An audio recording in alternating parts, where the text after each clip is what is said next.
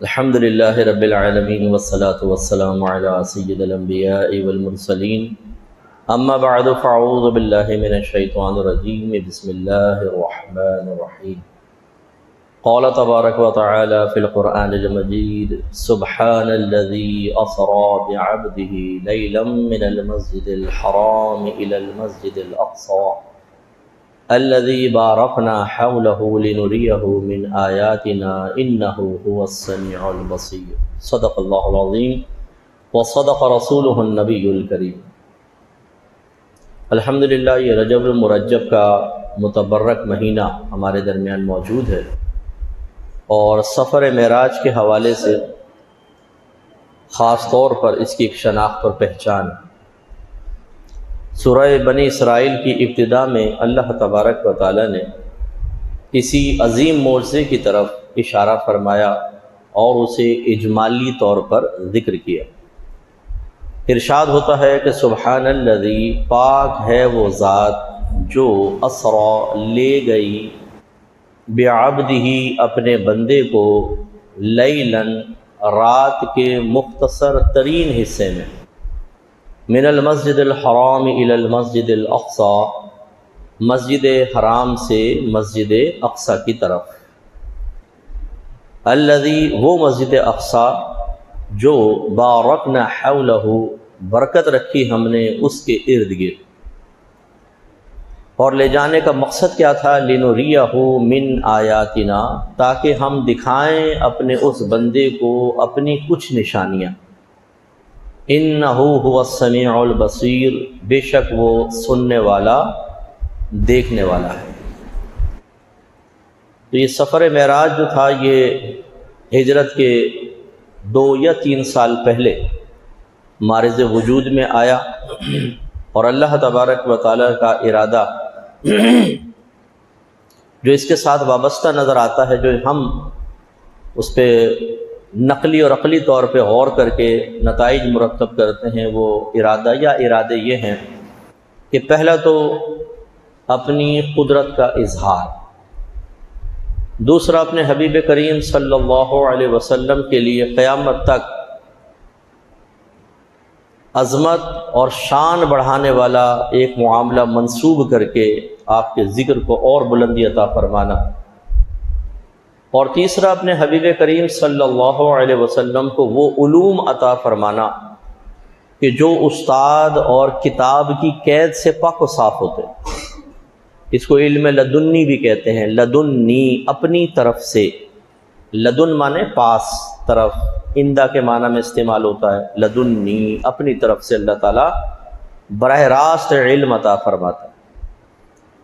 تو پہلی چیز اظہار قدرت تھی، جس کو اللہ تعالیٰ نے بیان فرمایا کہ پاک ہے وہ ذات جو رات کے مختصر ترین حصے میں اپنے بندے کو لے گئی۔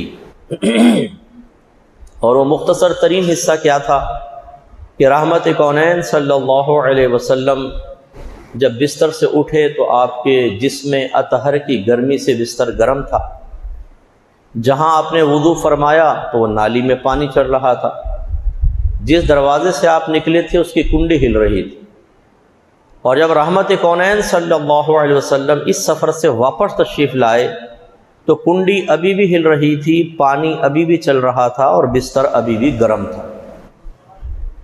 گویا کہ وقت کی لگام کو کھینچ دیا گیا، وقت تھم گیا تھا، ٹائم رک گیا تھا، سرکار گئے اور واپس بھی آ گئے، اور وہیں سے وقت سٹارٹ ہوا جہاں سے میرے آقا صلی اللہ علیہ وسلم تشریف لے گئے تھے۔ اس سے معلوم ہوا کہ اللہ تعالیٰ بڑی قدرت والا ہے، چاہے تو وقت کو تھام دے، چاہے تو وقت کو سلو چلائے، چاہے تو وقت کو تیز کر دے۔ اسی لیے جب ہم جنت میں جائیں گے انشاءاللہ عز و جل تو وہاں پر وقت ختم ہی ہو جائے گا، ہوگا ہی نہیں وقت، نہ وہاں سال، نہ گھنٹے، نہ مہینے، نہ منٹ، نہ دن، کیونکہ وہاں دائمی ٹھکانہ ہوگا۔ وہاں ایسا نہیں ہوگا کہ سورج کا طلوع ہو رہا ہو، غروب ہو رہا ہو، یا چاند کی گردش سے ہم وقت کا اندازہ کر کے سال اور دن متعین کریں، ایسا نہیں ہوگا، سب ختم ہو جائے گا۔ تو اللہ تعالیٰ بڑی قدرت والا ہے، اس کی قدرت کو ہمیں سمجھنا چاہیے۔ اور میں اکثر آپ کی خدمت میں ذکر کرتا رہتا ہوں کہ جو قدرت باری تعالیٰ پر اچھی طرح غور و تفکر کر کے اس کے بارے میں ضروری معرفت کو یہاں رکھے گا، انشاءاللہ وہ مشکلات پر غالب آنا سیکھ جائے گا۔ اس کے لیے مشکلات اتنی مشکل نہیں رہیں گی جتنی ایک عام معرفت نہ رکھنے والے کے لیے ہوتی۔ ایک عام آدمی کی جس کے ذہن میں تعلیم شرع موجود نہیں ہوتی، اس نے اللہ تعالیٰ کی صفت عظیمہ قدرت کے اعتبار سے اللہ کی معرفت کو حاصل نہیں کیا ہوتا، وہ چھوٹی چھوٹی پریشانیوں پہ بہت زیادہ ڈپریشن کا شکار ہو جاتا ہے، دماغ کی رگیں پھٹنے لگتی ہیں، اور اس کے ظاہری کچھ نتائج نیگیٹو جو رزلٹس ہوتے ہیں وہ اس کی ذات میں ظاہر ہوتے ہیں، چڑچڑاپن، بلڈ پریشر کا تیز ہو جانا، شوگر کا لگ جانا، اور پھر بعض اوقات دماغ کی رگیں پھٹ جاتی ہیں۔ جو اللہ کی قدرت کو جانتا ہے کہ اللہ تعالیٰ بڑا قادر مطلق ہے، تو اگر ہم پر کوئی کرائسس آتے ہیں اور یہ صحیح تصور ذہن میں ہو تو ہمیں یقین ہوگا کہ میرا رب بڑی قدرت والا ہے، وہ اس تمام مشکل کو، پریشانی کو دور کر سکتا ہے، اس کے لیے کوئی مسئلہ نہیں۔ شیطان کا کام یہ ہے کہ جب ہم کرائسس میں مبتلا ہوتے ہیں تو سب سے پہلے اللہ کی ذات سے مایوس کر دیتا ہے۔ کبھی ذہن میں ڈالتا ہے وہ تجھے بھول گیا ہے، کبھی ذہن میں ڈالے گا کہ اتنی مخلوق کسی اور کی طرف متوجہ ہوگا، تیری طرف توجہ ہی نہیں ہے، یا معاذ اللہ اور نچلے درجے پہ لے آئے گا کہ اللہ تیرے ساتھ ظلم کا ارادہ رکھتا ہے، تو گیا کام سے۔ تو آدمی اللہ تعالیٰ کی ذات سے بدگمان ہو کر اپنی آخرت کو برباد کرتا ہے، اور بعض اوقات اللہ کے مجبور ہونے کا تصور ذہن میں ڈال دیتا کہ تیری پریشانی اتنی بڑی ہے کہ وہ اللہ بھی دور نہیں کر سکتا۔ کیسے دور ہوگا؟ 2 کروڑ کا قرضہ، کیسے فلاں مسئلے سے تو باہر نکلے گا؟ وہ اتنا مایوس کر دیتا ہے کہ انسان اللہ کی طرف سے اپنی توجہ ہٹا لیتا ہے، اور بڑی پری پلان پھر وہ شیطان ہماری توجہ کرتا ہے جادوگروں کی طرف، عاملوں کی طرف، اور یہ جاہل قسم کے عامل پہلے ہی اپنے پٹارے رکھ کر بیٹھے ہوتے ہیں، جن میں سے یہ جہالت کے سانپ نکال نکال کے لوگوں کو ڈسواتے ہیں۔ بڑے آسانی سے وہ کہتے ہیں ہاں تم پر جادو ہے، تمہاری پریشانی اتنی آسانی سے جانے والی نہیں ہے، اور یہ ہوا۔ ارے بھائی پہلے یہ تو دیکھو، اس کو بولو کہ وَاسْتَعِينُوا بِالصَّبْرِ وَالصَّلَاةِ، تمہارے رب نے فرمایا کہ نماز اور صبر سے مدد طلب کرو، نماز پڑھو، صبر کرو، اللہ کی رضا پر راضی رہو، تقدیر کے مسئلے کو ذہن میں رکھو کہ یہ ازلی تقسیم تھی جو تمہارے سامنے آ رہی ہے، اور ہم اپنے اللہ کی رضا پر راضی رہیں گے، اور پھر اللہ کی قدرت کاملہ پہ کامل بھروسہ کرو۔ لیکن عامل اگر یہ بھاشن دینا شروع کر دے گا تو اس کا دھندا کیسے چلے گا؟ اس کا تو کام ہی یہ ہے کہ بدگمانی میں مبتلا کرو، وسوسے ڈالو، افواہیں، پریشانیوں کو تقویت دو، اور اپنا کام چلاؤ۔ اچھا بعض کہتے ہیں ہم پیسے کوئی لیتے ہیں کام کرنے، بھائی پیسے نہیں لیتے، تم پیسے لیتے تب بھی گمراہ کر رہے ہو، پیسے نہیں لے رہے تب بھی گمراہ کر رہے ہو۔ جو ترتیب کے ساتھ ایک شخص کے ساتھ معاملہ ہونا چاہیے وہ تم نہیں کر رہے۔ عامل سے علاج کروانا منع نہیں ہے، میں اس کو ناجائز نہیں کہتا ہوں۔ جو روحانی علوم فرض کر لیں اس کے پاس ہے تو ٹھیک ہے، اس سے استفادہ کر سکتے ہیں۔ میں جو گزارش کرتا ہوں وہ یہ ہے کہ ایک تو جو ترتیب ہونی چاہیے، پہلے انسان کا عقیدہ مضبوط ہو، پھر وہ وسائل اختیار کرے۔ کمزور عقیدے کے ساتھ اگر آپ وسیلہ اختیار کریں گے، یاد رکھیے گا آپ کی توجہ اللہ سے ہٹ کے صرف وسیلے پر ہو جائے گی، اور آپ انتہائی ضعیف الاعتقاد ہو جائیں گے کہ ہر چیز میں پھر اللہ کی طرف نہیں وسیلوں کی طرف رجوع کریں گے۔ سب سے پہلا کام ہوتا ہے اللہ کے ساتھ حسن ظن کو مضبوط کرنا، اللہ سے تعلق کو مضبوط کرنا۔ میں آپ سے پوچھتا ہوں، یہ بتائیے کہ کوئی بڑے سے بڑا عامل اللہ تعالیٰ کی مرضی کے بغیر آپ کو کچھ دے سکتا ہے؟ کوئی مصیبت دور کر سکتا ہے؟ کوئی ولی ایسا کر سکتا ہے؟ کوئی صحابی ایسا کر سکتے ہیں؟ کوئی نبی ایسا کر سکتے ہیں اللہ کی مرضی کے خلاف چلے؟ نہیں۔ یہ کنفرم ہے کہ جب تک اللہ تعالیٰ راضی نہیں ہوگا مخلوق یا اشیاء آپ کو نفع نہیں پہنچا سکتے۔ یہ ذہن میں رکھیں۔ سب سے پہلے یہ عقیدہ مضبوط ہونا چاہیے۔ اس عقیدے کی مضبوطی کے ساتھ ٹھیک ہے میں اللہ پہ توکل بغیر وسائل اختیار کرے بھی کر سکتا ہوں، اور سنت یہ ہے کہ وسائل اختیار کریں اور اللہ پہ بھروسہ کریں. پھر انسان سنت کی نیت سے کوئی وسیلہ اختیار کرے گا، اس کا یہ اعتقاد مضبوط رہے گا. لیکن ابھی ہماری صورتحال یہ ہے کہ اگر ایک مصلح، ایک صالح، ایک عالم دین آپ کو کہہ رہا ہے کہ صبر اختیار کریں، نماز پڑھیں، اللہ کی رضا پر راضی رہیں، تقدیر الہی کو اپنے ذہن میں رکھیں کہ اللہ نے ازل سے کچھ آزمائشیں ہمارے لیے مقرر کی ہیں جو آئیں گی، اور اللہ تعالیٰ ظالم نہیں ہے، وہ غافل نہیں ہے. ایک وقت آئے گا اللہ تعالیٰ آپ پہ کرم فرمائے گا.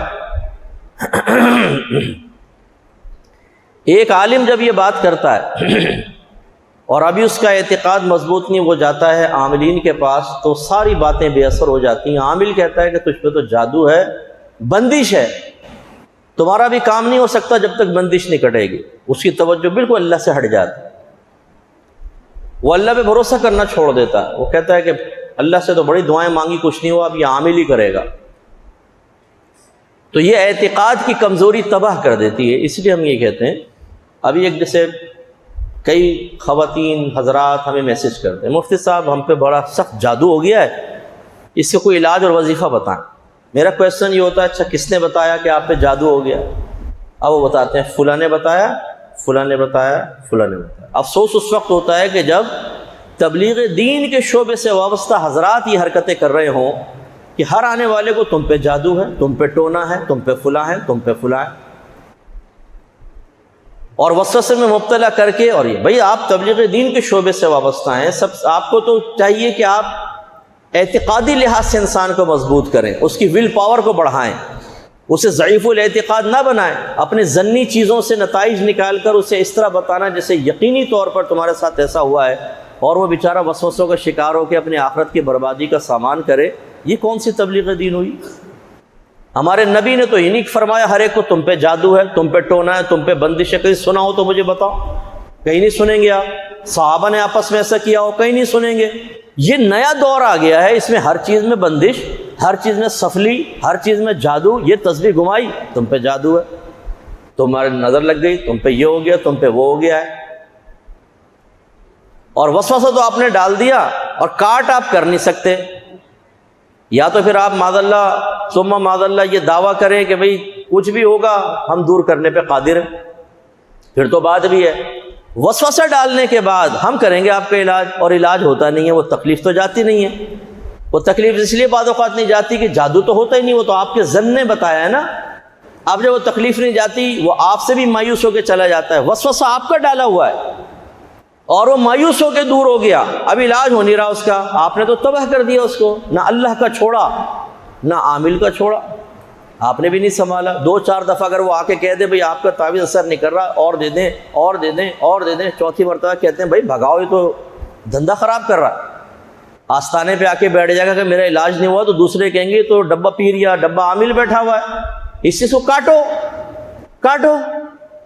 بولتے ہیں آپ کا علاج ہو گیا، آپ کچھ مسئلہ نہیں ہے، یہ تمہارا وسوسہ ہے. اچھا پہلے تو آپ نے فوراً جادو کہا تھا، اب جب آپ پھنس گئے اور آپ علاج نہ کر سکے جو آپ کے دست قدرت میں تو تھا ہی نہیں، تو آپ نے فوراً پینترا بدلا کہ ہم نے کاٹ کر دی ہے، اب صرف تمہارا وسوسہ، جاؤ.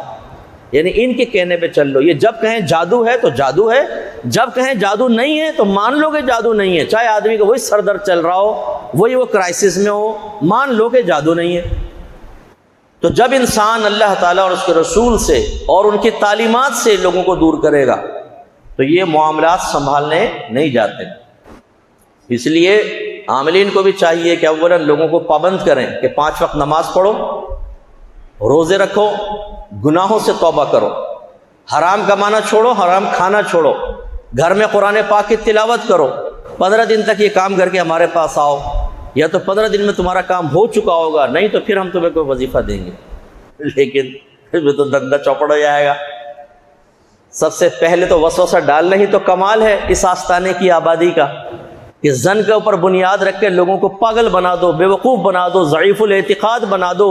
وہ بیوی کو شک کی نگاہ سے دیکھے، وہ ساس کو شک کی نگاہ سے دیکھے، وہ نندوں کو دیکھے، وہ پھپھیوں کو دیکھے، وہ خالاؤں کو دیکھے. یہ بیماریاں عام کر دو لوگوں کے اندر، کہ دل دور کر دو ان کے، چٹکلے چھوڑ چھوڑ کر تم پہ جادو ہے، تم پہ ٹونا ہے، تم پہ بندش ہے. جی کس نے کرایا یہ تو ہم نہیں بتاتے، ہاں اتنا کہہ دیتے ہیں عورت ہے بھی کرانے والی، لو ہو گئے پورے خاندان کی عورتوں کا بیڑا غرق۔ یہ تم نے کون سے اچھے دین کی خدمت کی ہے بھائی جان؟ اب جب ہم یہ باتیں کہتے ہیں تو ان ایسے لوگوں کو بہت بری لگتی ہیں، کیونکہ یہ باتیں حقیقت اور سچ پر مبنی ہیں۔ ورنہ ثبوت دو کہ اللہ کے نبی نے ہر صحابی کو یہ کہا تم پہ جادو ہے، تم پہ ٹونا، تم پہ سفلی ہے، تم پہ بندش ہے۔ 15ویں صدی ہجری کے اندر بہت تیزی سے شروع ہو گیا، ہر ایک نے آستانے کھول لیے، سینکڑوں کھل گئے۔ وہ اس دور کو دیکھ لیں، اللہ کی رضا پر راضی رہنا وسیلہ وہ بھی اختیار کرتے تھے، سرکار نے وظائف بھی دی ہیں، دعائیں بھی دی ہیں، لیکن وہ اس کو ضمنی حیثیت دیتے تھے، وہ اللہ کی طرف ان کا بھروسہ تھا سب کچھ۔ تو اس لیے بہرحال اظہار قدرت اللہ نے فرمایا یہ ہمیں اس مقام پر بھی اللہ تعالیٰ کے اظہار قدرت کے اقرار کی دلیل بنے گا، اور اس کے علاوہ ہمیں یقین کامل رکھنا چاہیے کہ اللہ تعالیٰ بڑا قادر مطلق ہے۔ حضرت ابن عباس رضی اللہ تعالیٰ عنہ والی وہ حدیث میں آپ کو بارہا سناتا ہوں، اعتقاد کی مضبوطی کے لیے یہاں رکھیں۔ 32 سال ہو گئے فقیر نے یہاں رکھی ہوئی ہے یہ حدیث، اور بڑا فائدہ دیا کہ سرکار نے فرمایا ابن عباس اگر ساری دنیا تجھے نقصان پہنچانے پہ جمع ہو جائے تو اتنا ہی نقصان پہنچا سکتی ہے جتنا اللہ نے تیری قسمت میں لکھا ہے، اور اگر یہ سارا تجھے نفع پہنچانے پہ جمع ہو جائے اتنا ہی نفع پہنچا سکیں گے جتنا اللہ نے تیری قسمت میں لکھا۔ بتائیے، اب ہم سمجھتے ہیں عامل ایک تو ہوتا ہے ہمارے موافق عامل جس سے علاج کروا رہے ہیں، اور ایک ہوتا ہے مخالف جس نے ہم پر جادو کروایا ہے، جو یہ کہہ رہا ہے کسی عامل نے تم پہ کسی کے ذریعے جادو کروایا گیا۔ تو نہ آپ اس کی مسکہ پالش کریں، نہ اس سے خوف زدہ ہوں، اپنے اللہ سے لو لگائیں، مضبوط اعتقاد والے بنے۔ جو لوگ خدا کے وجود کو نہیں مانتے، کمیونسٹ ہوتے ہیں، روسی ہیں، چائنیز ہیں، بہت سے جاپانی ہیں، انہیں بھی سب کچھ مل رہا ہے کہ نہیں مل رہا؟ وہ بھی ہزاروں نقصانات سے بچتے ہیں کہ نہیں بچتے؟ نہ وہ دعا کرتے ہیں، نہ وہ اللہ کے وجود کو مانتے۔ یار ہم ہی وسوسوں کو، پریشانیوں کو شکار ہیں جن کے سامنے پوری تعلیم شرع موجود ہے، اس لیے خیال کرنا چاہیے۔ تو رات کے مختصر حصے میں سرکار مسجد حرام سے مسجد اقصی تشریف لے گئے۔ مسجد اقصی فلسطین میں آپ کو پتہ ہے، جس پہ آج کل اسرائیل قابض ہے، آپ کا قبلہ اول ہے وہ، جس پر نبی کریم جس کی طرف رخ کر کے نماز پڑھتے رہے ہیں تقریباً 15 یا 17 مہینے۔ پھر وہ تحویل قبلہ کا حکم نازل ہوا تو کعبۃ اللہ کی طرف سرکار نے اپنا چہرہ انور فرمایا۔ بڑی مقدس جگہ ہے، اور اس میں بکثرت انبیاء علیہ السلام نے آ کر نمازیں ادا کی ہیں۔ اس کی تعمیر بھی حضرت سلیمان علیہ السلام نے جنات کے ذریعے کی تھی۔ یہ بڑی متبرک مسجد ہے، اور خاص طور پہ جب سرکار مسجد حرام سے مسجد اقصی آئے تو ایک روایت کے مطابق آپ نے تمام انبیاء علیہ السلام کی امامت فرمائی۔ گویا کہ اس حدیث کے مضمون کے مطابق اس مسجد میں تمام انبیاء علیہ السلام تشریف لائے تھے، کم و بیش 1,24,000 انبیاء علیہ السلام۔ تو جس مقام پر ایک آدمی نماز پڑھ لے، میرے آقا صلی اللہ علیہ وسلم ارشاد فرماتے ہیں کہ زمین کا وہ حصہ زمین کے دوسرے حصوں پر فخر کرتا ہے، یہ مجھ پر نماز ادا کی گئی ہے۔ اس لیے مسجدیں زمین کے دوسرے حصوں سے افضل ہیں کہ یہاں تو بکثرت نماز ادا کی جاتی ہے، یہ بقاع زمین فخر کرتا ہے۔ تو جہاں پر ایک چرسی موالی بھی اگر نماز پڑھے گا تو بہرحال چونکہ نماز پڑھ رہا ہے، اس نماز کی وجہ سے وہ بقاع زمین فخر کرے، تو جہاں پر انبیاء علیہ السلام کے متبرک قدم لگے، بتائیں وہ کتنا بابرکت مقام ہوگا، وہ مسجد اقصی۔ تو یہ نص قطعی سے ثابت ہے اتنا سفر معراج کہ مسجد حرام سے مسجد اقصی آپ تشریف لے گئے۔ قرآن چونکہ گواہی دے رہا ہے، لہٰذا اگر اس کا کوئی انکار کر دے کہ میں سفر معراج کو مطلقاً مانتا ہی نہیں ہوں تو وہ کافر ہو جائے گا۔ پھر مسجد اقصی سے 7واں آسمان کا سفر میرے آقا صلی اللہ علیہ وسلم کا حدیثوں سے ثابت ہے، اور حدیث کا انکار کرنا کفر نہیں ہوتا۔ مطلقاً حدیث کا انکار کرنا کفر ہے۔ مطلقاً کا مطلب وداؤٹ اینی کنڈیشن، کوئی کہے میں حدیث مانتا ہی نہیں ہوں، کافر ہو جائے۔ لیکن اگر وہ کہتا ہے میں یہ حدیثیں مانتا ہوں، یہ والی حدیثیں نہیں مانتا ہوں، یعنی بعض کا انکار کرتا ہے بعض کا اقرار، تو پھر یہ دیکھیں گے کہ وہ علمی لحاظ سے انکار کر رہا ہے کہ اس نے اصول حدیث پڑھے ہوئے ہیں اور اس نے کہا یہ حدیث ان اصول پہ پوری نہیں اترتی اس لیے میں اس کو نہیں مانتا ہوں، تو پھر تو کوئی مسئلہ نہیں ہے. ایسا ہزاروں حدیثیں ہیں جن میں علماء کا اختلاف ہوا ہے اور اس میں کوئی گرفت نہیں ہوتی. اور ایک ہوتا ہے کہ عناداً علماء کہہ رہے ہیں کہ یہ حدیث ہے اور کہتے ہیں میں نہیں مانتا ہوں، جہالت میں یا ویسے ہی اکڑ ضد، اس میں یہ گناہ گار ہوگا. گمراہ کہیں گے اس کو لیکن کافر نہیں کہیں گے. تو نبی کریم صلی اللہ علیہ وسلم کا بقیہ سفر معراج حدیثوں سے ثابت ہے. حدیثیں ظنی ہوتی ہیں اور ظن کا انکار کرنا کفر نہیں ہوتا، گمراہی ہوتا ہے. تو لہٰذا مسجد حرام سے پھر ساتوں آسمانوں کی جو سرکار نے سیر فرمائی، اس کے جو چیدہ چیدہ واقعات حدیثوں میں آئے، ان کا انکار کرنا گمراہی ہوگا. پھر اللہ تعالیٰ نے فرمایا وہ مسجد اقصی جس کے ارد گرد ہم نے برکت رکھی. یہ یاد رکھیں کہ جب کوئی اللہ کا نیک بندہ کسی مقام پر ہو تو اس پر اللہ کی رحمتوں کا نزول ہوتا ہے، وہ باعث برکت ہوتا ہے. مقامات باعث برکت ہوتے ہیں، جیسے کعبۃ اللہ باعث برکت ہے، مسجد حرام باعث برکت ہے، منی ہے، عرفات ہے. اسی لیے میرے آقا ایسے متبرک مقامات پر جا کر دعائیں فرماتے تھے. مسجد عرفات میں جبل رحمت پہ کھڑے ہو کر، منی میں سرکار نے بکثرت دعائیں فرمائیں. وجہ یہ ہے کہ جب مقام کوئی جگہ متبرک ہو تو وہاں پر دعا کی قبولیت کے امکانات بڑھتے ہیں. اگرچہ اللہ تعالیٰ ان نہ مکانات کا محتاج ہے، نہ کوئی آپ کے انداز کا محتاج ہے کہ یہ کرو گے تو وہ قبول کرے گا ورنہ نہیں کرے گا، یا نہیں کر سکتا، ایسا نہیں ہے. آپ معاذ اللہ کوئی اگر شراب خانے میں بیٹھ کے اللہ کی بارگاہ میں دعا کرے تو اللہ کی مرضی، اس کو قبول کر لے، اس کی مرضی. لیکن ہمارے نبی کریم صلی اللہ علیہ وسلم کے طرز عمل نے ثابت فرمایا کہ مقامات کا اپنا ایک اعتبار ہے. اللہ کی بارگاہ میں ان کا ایک مقام ہے، جگہوں کا بھی ایک مقام. اسی لیے جب طواف فرمایا تو مقام ابراہیم پر آ کے 2 رکعت نماز ادا فرمائی. کیوں خاص اس مقام کی تعین کی تھی؟ کہیں اور چلے جاتے. اس لیے معلوم ہوا کہ جہاں پر اللہ تبارک و تعالیٰ کے محبوب بندوں کے قدم پڑ جائیں وہ مقام متبرک ہو جاتے ہیں. عرفات اسی لیے متبرک ہے میرے آقا کے قدم پڑے. منی اسی لیے متبرک ہے کہ ابراہیم علیہ السلام نے اسماعیل علیہ السلام کو وہاں ذبح فرمایا، یعنی ذبح کی کوشش کی، پھر اللہ نے مینڈا وہاں بھیج دیا. مطاف اسی لیے افضل ہے کہ میرے آقا کے قدم مبارکہ وہاں لگے ہیں. سعی کا مقام جس کو مسعی کہتے ہیں وہ اسی لیے افضل ہے کہ بی بی حاجرہ رضی اللہ تعالی عنہ پانی کی تلاش میں وہاں دوڑی تھی اور قیامت تک کے لیے اللہ نے اس سنت کو زندہ فرمایا. اسی لیے عبداللہ بن عمر رضی اللہ تعالیٰ عنہ سے منقول ہے، بخاری اٹھا کے پڑھیں، کہ آپ معلوم کرتے تھے کہ سرکار نے دوران سفر کہاں کہاں نماز ادا کی ہے. طویل سفر طے کر کے جاتے اور اسی مقام پہ کھڑے ہو کر نماز ادا کرتے اور لوگوں کو بھی بتاتے فلاں جگہ جاؤ، فلاں ٹیلے سے 10 قدم مشرق کی طرف بڑھنا تو وہاں ایک درخت تمہیں ملے گا، اس کے نیچے سرکار نے نماز ادا کی، تم بھی کرنا.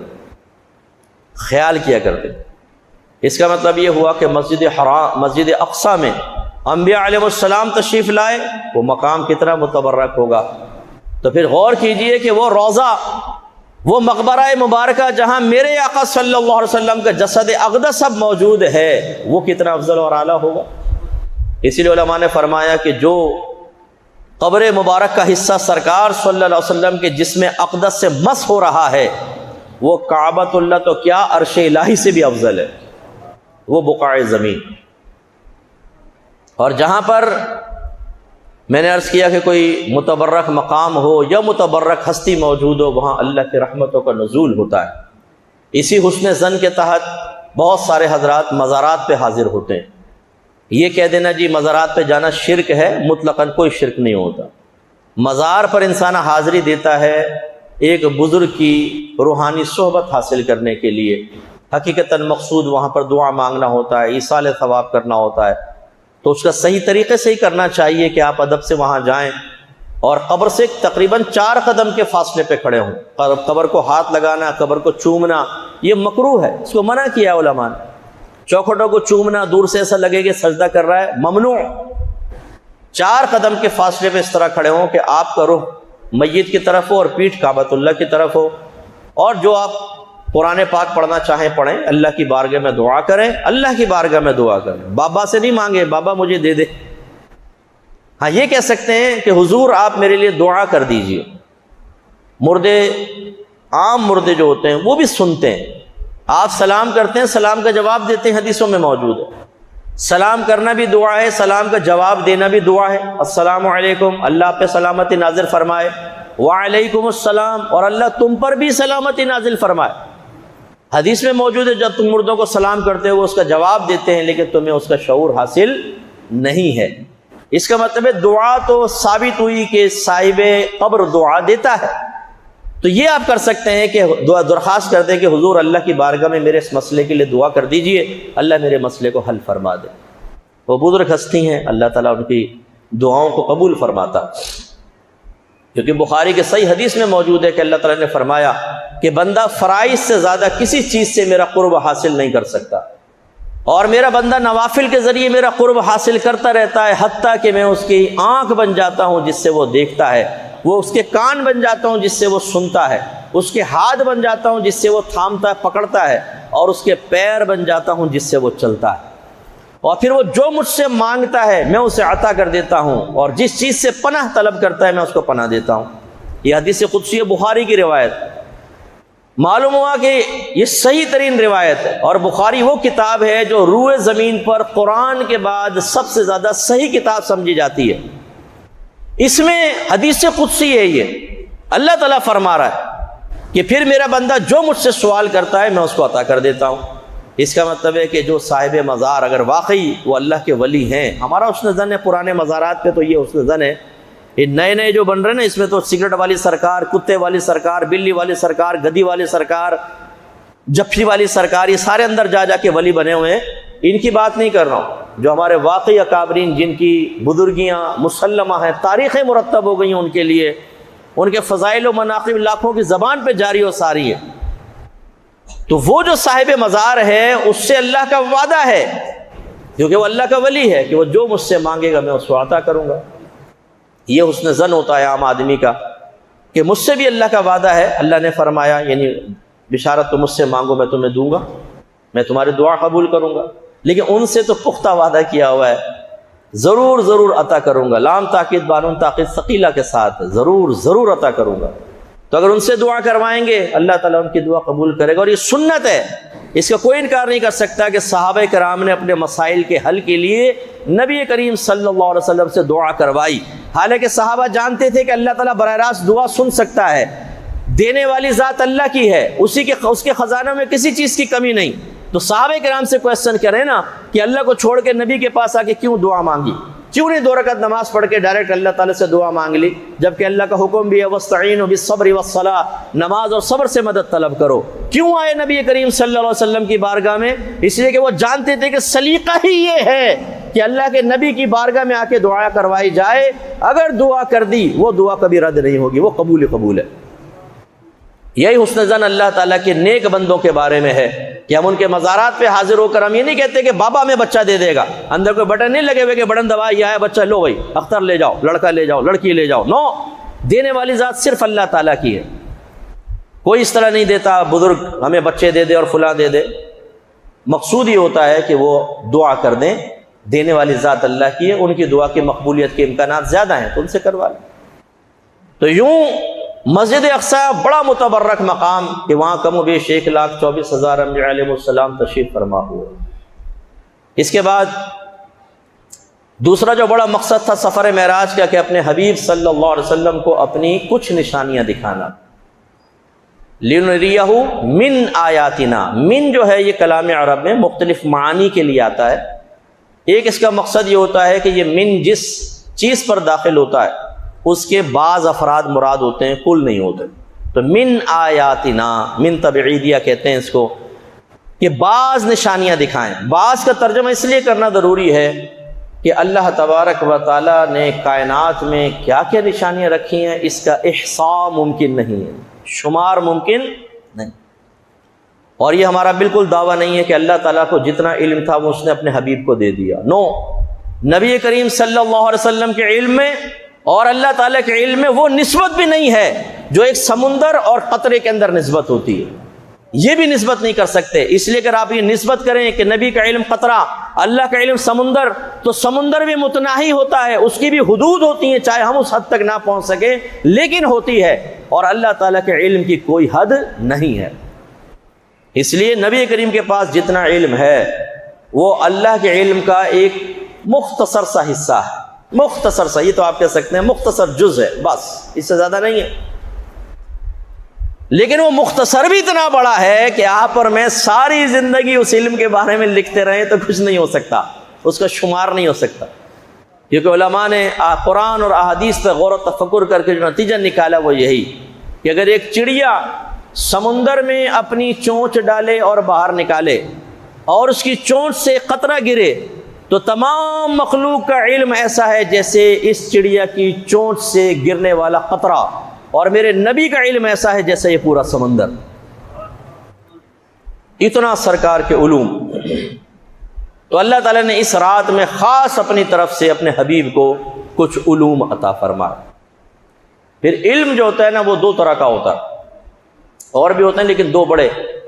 ایک ہوتا ہے خبر کے ذریعے علم حاصل ہونا، جیسے میں آپ کو کسی چیز کی خبر دے دوں، آپ کو اس چیز کا علم حاصل ہو جائے گا۔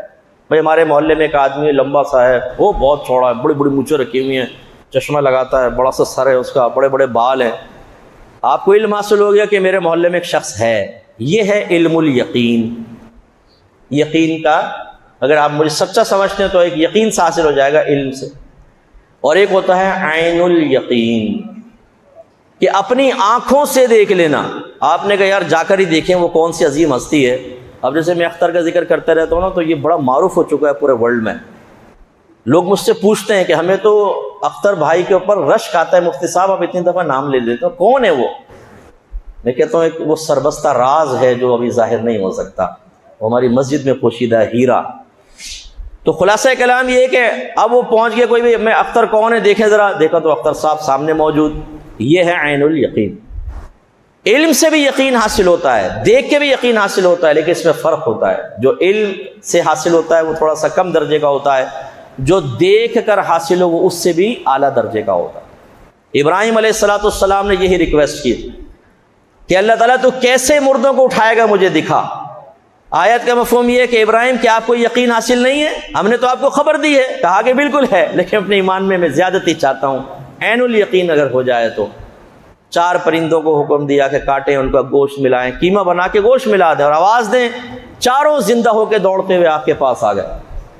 یہ عین الیقین حاصل ہو گیا۔ اسی طرح حضرت عزیر علیہ السلام ایک بستی کے پاس سے گزرے جس کو بالکل یوں جبرائیل علیہ السلام نے پر پہ اٹھا کے الٹا کر دیا تھا۔ تو آپ کے دل میں خیال آیا کہ اللہ تعالیٰ اس کو کیسے اٹھائے گا جو ایسے تباہ ہو گئے۔ اچھا یہ کوئی اعتراض نہیں ہوتا، یہ اپنے علم میں زیادتی کی تمنا ہوتی ہے، ایک چیز کی حقیقت کے ادراک کی خواہش ہوتی۔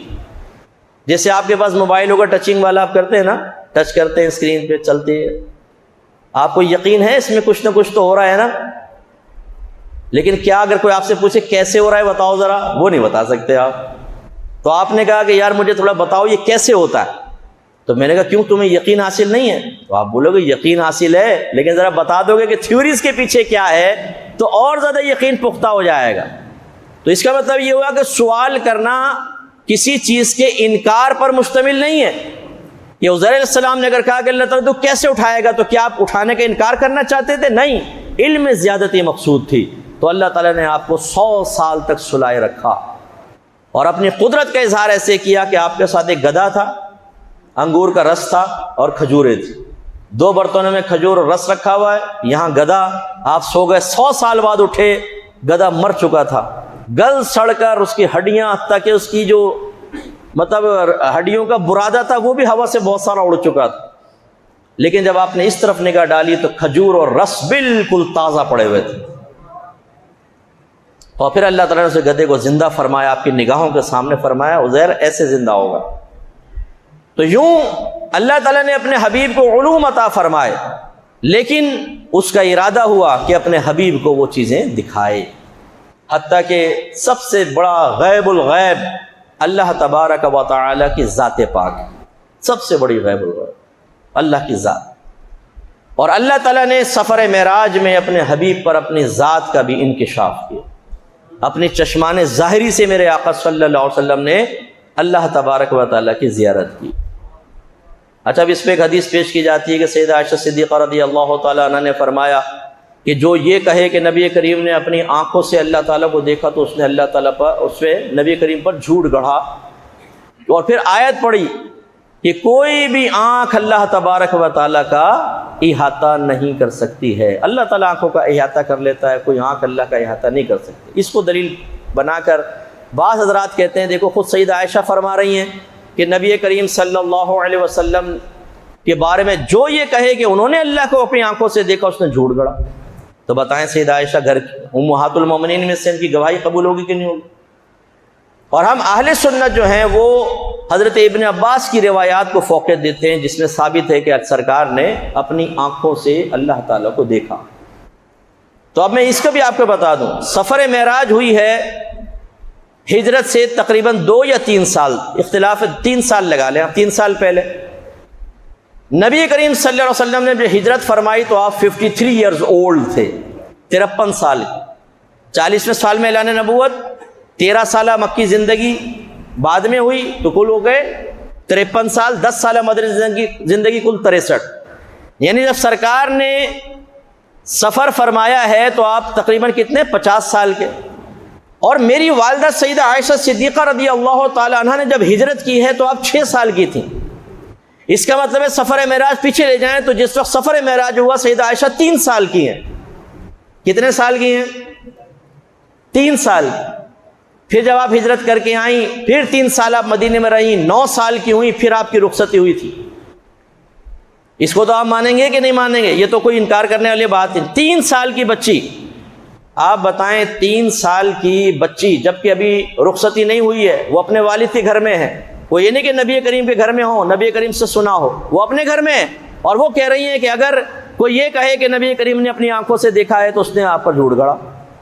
اس کا مطلب اس 3 سال کی بچی جو اس وقت تھی اس نے خود یہ نہیں سنا کہ دیکھا نہیں دیکھا، وہ تو بہت چھوٹی سی تھی، کم سن بچی ہوتی 3 سال کی۔ پھر آپ یہ کہہ سکتے ہیں بھئی پہلے نہیں سنا ہوگا، بعد میں سرکار نے بیان کر دیا ہوگا۔ اگر ایسا ہوتا تو میری والدہ سیدہ عائشہ صدیقہ رضی اللہ تعالیٰ عنہ وہ حدیث پیش کرتی کہ تم یہ کہتے ہو حالانکہ نبی نے مجھ سے فرمایا میں نے نہیں دیکھا۔ انہوں نے یہ نہیں کیا، انہوں نے آیت پیش کی، گویا کہ ان کا اپنا استدلال تھا۔ وہ کیونکہ بڑی مجتہدہ خاتون تھیں، انہوں نے خود غور و تفکر کیا کہ اللہ تعالیٰ تو فرما رہا ہے کوئی آنکھ اس کا احاطہ نہیں کر سکتی، وہ آنکھوں کا احاطہ کر لیتا ہے۔ اس کا مطلب ہے جب آنکھ اللہ تعالیٰ کا احاطہ نہیں کر سکتی تو اس کا مطلب ہے کہ سرکار نے نہیں دیکھا۔ جب نہیں دیکھا تو پھر تم کیوں بیان کر رہے ہو؟ جبکہ حضرت ابن عباس رضی اللہ تعالیٰ عنہ وہ بھی اس وقت بچے ہی ہیں، لیکن جب آپ نے یہ بات بیان کی تو چونکہ آپ مردوں میں سے تھے، اور پھر سیدنا صدیق اکبر رضی اللہ تعالیٰ عنہ کا واقعہ، تو یہ چونکہ مردوں کے اندر یہ بات عام تھی اس لیے مردوں کی گواہی کا اعتبار کیا جائے گا۔ تو ایک طرف حدیث ہے اور ایک طرف سیدہ عائشہ صدیقہ رضی اللہ تعالی عنہا کا اجتہاد ہے۔ یہ مسلمہ اصول ہے کہ قرآن و حدیث ٹکرا جائیں تو قرآن کو پہلے تو یوں کریں گے کہ قرآن پہ بھی عمل ہو جائے، حدیث پر بھی ہو جائے، دونوں پہ ہو جائے، لیکن اگر ٹکراؤ ختم نہ ہو ہم قرآن اختیار کریں گے، حدیث نہیں۔ اور اگر حدیث اور اجتہاد کے اندر ٹکراؤ پیدا ہو جائے تو حدیث کو لیا جائے گا، اجتہاد کو چھوڑا جائے گا۔ لہذا چونکہ زیارت حدیث سے ثابت ہے اور اس کا انکار سیدہ عائشہ صدیقہ رضی اللہ تعالی عنہ کے اجتہاد سے ثابت ہے، لہذا حدیث کو فوقیت ہوگی، اجتہاد کو چھوڑا جائے گا۔ یہ مسلمہ اصول ہے۔ اور ہمارے بعض علماء نے کہا کہ اگر غور کیا جائے تو اس میں کوئی اختلاف ہے ہی نہیں، اس لیے کہ جو صحابہ کرام زیارت کا دعویٰ کر رہے ہیں وہ زیارت ہے جس میں اللہ کی ذات کا احاطہ نہیں۔ احاطہ مینز گھیراؤ۔ دیکھیں زیارت 2 طرح کی ہے، ابھی میں آپ کو دیکھ رہا ہوں، پورے آپ کا بدن میرے سامنے ہے نا، میری نظر نے آپ کو گھیر لیا، لیکن آپ اپنی ہتھیلی جو ہے نا یوں لگائیں آنکھوں سے اور آپ دیکھیں کتنا حصہ نظر آئے گا؟ بولیے، صرف اتنا سا۔ اس کا مطلب ایک یہ ہاتھ میں دیکھ رہا ہوں پورا نظر آ رہا ہے، نظر نے اس کو گھیر لیا، ایک یہاں لگا کر دیکھوں تو اتنا سا نظر آئے گا، اس میں نگاہ گھیر نہیں رہی۔ جو صحابہ کرام علیہم رضوان نے دعویٰ کیا ہے وہ اس زیارت کا ہے جس میں احاطہ نہیں تھا۔ سرکار نے اللہ کو دیکھا لیکن اس طرح نہیں کہ پوری ذات اس طرح نظروں کے اندر آ گئی، وہ زیارت ایسی تھی کہ دیکھ بھی لیا اور ذات نگاہوں کے دائرے کے اندر آئی بھی نہیں۔ اور میری والدہ سیدہ عائشہ صدیقہ رضی اللہ تعالیٰ عنہ جس زیارت کا انکار کر رہی ہیں وہ اسی زیارت کا جس کے اندر احاطہ پایا جائے۔ گویا کہ یہ ایک تعویل کی ہے کہ گویا کہ سیدہ عائشہ کہہ رہی ہیں سرکار نے دیکھا تو ہے، لیکن اگر تم یہ دعویٰ کرو کہ اس طرح دیکھا ہے کہ اللہ کی ذات جیسے کہ انسان سامنے ہوتا ہے ایسے دیکھ کر نگاہوں نے احاطہ کر لیا، تو اس نے نبی کریم پہ جھوٹ باندھا، اس لیے کہ کوئی بھی آنکھ اللہ تبارک و تعالیٰ کا احاطہ نہیں کر سکتی۔ اگر یہ مفہوم لے لیں تو دونوں آیات حدیثوں کے اندر مطابقت، دونوں اقوال میں مطابقت پیدا ہو سکتی ہے، اور یہ بہترین توضیح، تشریح اور تعویل ہے۔ خلاصہ کلام لیکن یہ ہے، اگر کوئی نہیں مانتا کہ ہم نہیں مانتے جی نبی کریم نے اللہ تعالیٰ کو اپنے چشمان ظاہری سے دیکھا، کوئی بات نہیں، نو پرابلم، لیکن ہم ایک کویسچن کرتے ہیں کیا صحیح حدیثوں میں یہ نہیں آیا کہ میدان محشر میں ہر مومن اللہ تعالیٰ کی زیارت کرے گا؟ صحابہ نے پوچھا رسول اللہ ہم زیارت کریں گے؟ سرکار نے ارشاد فرمایا اگر دن میں آسمان پہ بادل نہ ہو تو کیا تم سورج کو دیکھنے میں کوئی شک کرو گے؟ کہا کہ نہیں۔ فرمایا اگر رات میں آسمان پر بادل نہ ہو، 14ویں کا چاند ہو، تو کیا اس چاند کو دیکھنے میں شک کرو گے؟ کہا کہ نہیں۔ فرمایا پس ایسے ہی اپنے اللہ کو دیکھو گے۔ اب ہم اعتراض کرنے والوں سے پوچھتے ہیں کہ سیدہ عائشہ صدیقہ رضی اللہ تعالیٰ عنہ کی حدیث ہی لے لیں نا آپ، وہ تو یہ فرما رہی ہے کوئی آنکھ اس کا ادراک کر ہی نہیں سکتی، جس کو آپ نے یہ مفہوم دیا کہ کوئی آنکھ اسے دیکھ ہی نہیں سکتی ہے، تو پھر بتائیں میدان محشر میں آنکھیں کیسے اللہ تعالیٰ کو دیکھیں گی؟ اس کا مطلب ان تمام صحیح حدیثوں کو بھی انکار کرتے ہیں جو اللہ کے نبی سے ثابت ہے، صراحتاً حدیث سے ثابت ہے۔ تو جو رب میدان محشر میں آپ کو مجھے زیارت کروانے پہ قدرت رکھتا ہے، وہ سفر معراج میں اپنے حبیب کو زیارت کروائے تو کون سے تعجب کی بات ہے بھائی جان؟ اس لیے کوئی اگر نہیں مانے تو اس کی مرضی ہے، کوئی بات نہیں، لیکن ہم اہل سنت کا عقیدہ یہ ہے، ہمارا نظریہ یہی ہے کہ میرے آقا صلی اللہ علیہ وسلم تشریف لے گئے اور اللہ تبارک و تعالیٰ نے آپ کو ظاہری آنکھوں سے اپنی زیارت کروائی ہے، لیکن اس زیارت کی کیفیت اور نوعیت بیان نہیں کر سکتے، وہ کیسی تھی، قریب سے دور سے، اس لیے کہ اللہ تعالیٰ کے لیے قریب اور دور تو ہوتا نہیں، وہ ایک نور ہے، کیسا نور ہے اس کی حقیقت کسی کو معلوم نہیں۔ اسی لیے مولانا امجد علی خان صاحب رحمۃ اللہ علیہ فرماتے ہیں کہ بروز قیامت اللہ تعالیٰ کی زیارت کیسے ہوگی کہ وہ سم سے پاک ہے، آگے پیچھے دائیں بائیں اوپر نیچے، اس کے لیے قریب اور دور نہیں ہوتا۔ پھر فرمایا کہ ابھی ہم اس کا تعین نہیں کر سکتے، جب دیکھیں گے تو بتا دیں گے۔ وآخر دعوانا الحمدللہ رب العالمین۔ امید ہے آپ سب لوگ خیریت سے ہوں گے۔ اللہ تعالیٰ آپ سب کو اپنے حفظ و امان میں رکھے، آپ کی جان میں، مال میں، عزت و آبرو میں خیر و برکت عطا فرمائے۔ اگر آپ نے ابھی تک اس چینل کو سبسکرائب نہیں کیا ہے تو اس کو سبسکرائب کر لیں تاکہ ہر نئی آنے والی ویڈیو کا نوٹیفیکیشن آپ کو بر وقت مل سکے۔